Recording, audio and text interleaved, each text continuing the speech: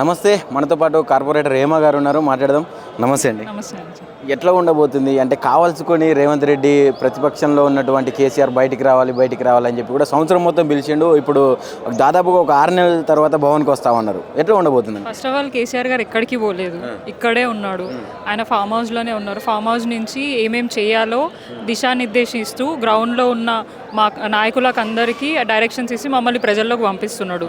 ఇప్పుడు ఆయన కలగన్న అంటే రోజు తలుచుకుంటున్నదా కేసీఆర్ గారు రావాలని ఈరోజు భవన్కి వచ్చి మా ముఖ్య నాయకులకు అందరికీ ప్రజలు ఎదుర్కొంటున్న సమస్యలను ఎట్లా మళ్ళీ ప్రభుత్వాన్ని ప్రశ్నించాలి, ఎట్లా ముందుకు పోవాలనేది మళ్ళీ మా దాంట్లో ఆ ధైర్యాన్ని నింపి ప్రజల్లో నెలకొన్న సమస్యల మీద గట్టిగా పోరాడడానికి వారు ఈరోజు భవన్కి వచ్చి అందరి సమక్షంలో మాట్లాడడానికి సిద్ధంగా ఉన్నారు. మరి రేవంత్ రెడ్డి గారు ఇక్కడే పక్కన కమాండ్ కంట్రోల్లో ఉంటాడు ఎప్పుడైనా. ఒకవేళ కేసీఆర్ గారిని చూడాలంటే నాకు తెలిసి ఆ పైనుంచి చూస్తున్నట్టున్నాడు కేసీఆర్ గారు ఎట్లున్నారు ఏంటిదని చెప్పేసి. సో ఆయన నీడ పడాలని ఆయన చాలా ఎగ్జైట్ అవుతున్నాడు. ఈడ వచ్చి నుంచుంటే ఆయన నీడ కదా, ఆయన గాలి కూడా పడుతుంది. ఆ గాలిలో ఆయన వెనకకు కూడా పోయే అవకాశం ఉంది కాబట్టి సో ఆయనకు దగ్గర రావడానికి కొంచెం భయపడుతున్నాడు. ఆయన అయితే రాలేడు. సో ఇక్కడైతే నిన్న మొన్నటి నుంచి మాకు కేసీఆర్ గారు పుట్టినరోజు నుంచి ఈ రోజు వరకు కూడా ఒక పండగ వాతావరణం కనిపిస్తుంది తెలంగాణ హైదరాబాద్ ప్రాంతంలో తెలంగాణ భవన్లో. సో మాకందరికి హ్యాపీగా ఉంది. కేసీఆర్ గారు నిన్న కూడా చాలామంది మొన్న కూడా వారి పుట్టినరోజు సందర్భంగా నాయకులను అందరినీ కలిసి వారి బర్త్డే విషెస్ కూడా తీసుకొని వారికి అంటే ఒక ధైర్యాన్ని నింపి మమ్మల్ని ప్రజలలోకి పంపిస్తున్నాడు. సో ఈరోజు కూడా చాలా సంతోషంగా ఉంది. ఈరోజు భవన్కి వచ్చి అందరితో మాట్లాడడం, మేము కూడా సార్ రాక గురించి వెయిట్ చేస్తూ ఉన్నాం. అయితే ప్రధానంగా మొన్న ఏదైతే బర్త్డే రోజు వచ్చినటువంటి జనం ఏదైతే ఉన్నారో ఇప్పుడు కూడా కొంచెం ఇంచుమించు అలాగే కనపడతా ఉన్నారు. బర్త్డే రోజు కూడా బయట పెట్టిన ఫ్లెక్సీలు కూడా చింపడం జరిగింది. అంటే ఇప్పుడు బయటికి రాబోతా ఉన్నారు కేసీఆర్ గారు. మరి ఇంకా ఇట్లాంటి ఏమైనా పెరిగే అవకాశం ఉందనుకోవచ్చా, లేకుంటే ఈయన వచ్చిండు కాబట్టి కొన్ని ఏమైనా తగ్గుముఖం పట్టే అవకాశం ఉందనుకోవచ్చు? రేవంత్ రెడ్డి గారు ఏం పీకలేరు కాబట్టి బ్యానర్లు పీక్కుంటూ కూర్చున్నాడు, అదే కనిపిస్తుంది మాకు. సో కేసీఆర్ గారి బ్యానర్ కూడా ఓర్వలేని తనంలో ముఖ్యమంత్రి ఉన్నాడంటే ఆయన ఆలోచన విధానం ఎట్లుందనేది తెలంగాణ రాష్ట్ర ప్రజలకు అందరికీ అర్థమవుతుంది. రాష్ట్రంలో 10 సంవత్సరాలు బీఆర్ఎస్ ప్రభుత్వం ఉన్నప్పుడు కూడా ఎప్పుడు కూడా ఇట్లాంటి చర్యలకు ఏ నాయకుడో అంటే బీజేపీ కానీ కాంగ్రెస్ కానివ్వండి వాళ్ళ నాయకుల పుట్టినరోజులు అయ్యి పెద్ద ఫ్లెక్సీలు వేసుకున్నా కూడా ఎప్పుడు కూడా మనం దాన్ని డిస్టర్బ్ చేయలేదు. బట్ కేవలం కేసీఆర్ గారి ఆనవాళ్ళు కనిపించకూడదు అని ఉద్దేశంతో ఆయన ఫ్లెక్సీలు ఎక్కడ కనిపిస్తే అక్కడ చింపివేసే ప్రయత్నం చేస్తారు. ఫ్లెక్సీలు చింపితే ఆయన ఆనవాళ్ళు కాదు కదా, ఆయన తలలో ఉన్న వెంట్రికి కూడా బీకలేరు. సో ఆయన ఆనవాళ్ళు లేకుండా చేయాలి అని అంటే ముఖ్యమంత్రి పదవి ఫస్ట్ ఆఫ్ ఆల్ అదే ఉండకుండా పోతుంది. ఆయనకి తెలంగాణ రాష్ట్రం ఆయన తీసుకొచ్చిండు కాబట్టి నీకు ఆ ముఖ్యమంత్రి పదవైన భిక్షలాగా వచ్చింది. యాక్సిడెంటల్గా ఒక ముఖ్యమంత్రి అయి సరిగా ప్రజలని పరిపాలించరా నాయన అని అంటే ప్రజల మీద పడి వాళ్ళని లైఫ్ని అంతా తీసుకునే పరిస్థితి తీసుకొచ్చారు. వాళ్ళ రోడ్ పాడు చేయడము, వాళ్ళ ప్రాణాలు తీయడము అదే పనిగా పెట్టుకుంటూ కానీ అభివృద్ధి ఏం చేయట్లేదు. యూజువల్గా మనకి అభివృద్ధి అంటే కట్టడాలు, బిల్డింగ్లు, ఫ్లైఓవర్లు అనుకుంటాం కానీ ఈయన హయాంలో అభివృద్ధి అంటే కూలగొట్టడాలు, ప్రజలని రోడ్డు పాలు చేయడాలు మాత్రమే ఈయనకున్న కాంగ్రెస్ పార్టీ నాయకులకున్న అభివృద్ధి అనేది క్లియర్గా వాళ్ళ ఎజెండాలో అదే అభివృద్ధి అనేది కనిపిస్తుంది.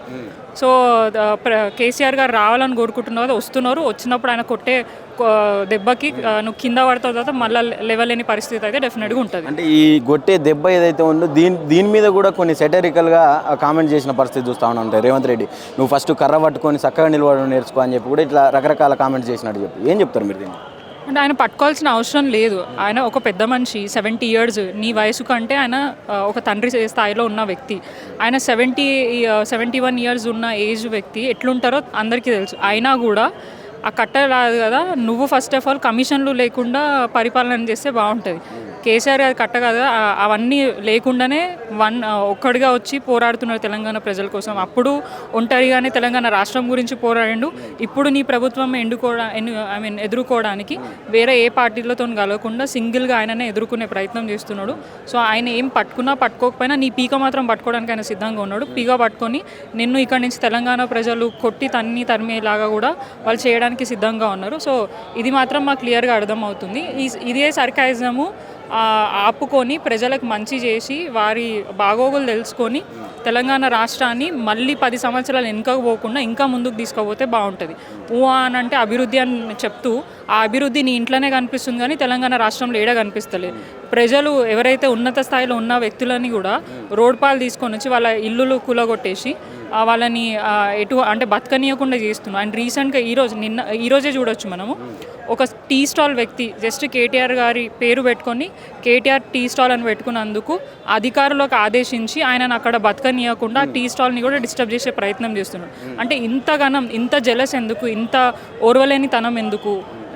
సొంతంగా నీ పార్టీకి సంబంధించిన బ్యూరోక్రాట్స్ ఏఐఎస్ ఆఫీసర్లు వారి మీదనే నువ్వు ఏమంటారు అనుచితంగా మాట్లాడను.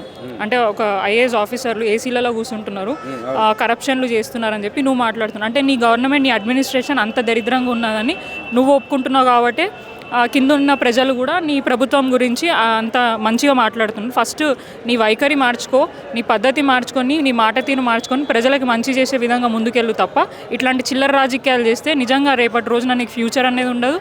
అండ్ ఈ 4 ఏళ్ళు నువ్వు భయపడుతూ ప్రజలలో అంటే సింగిల్గా తిరగలేని పరిస్థితి వస్తుంది.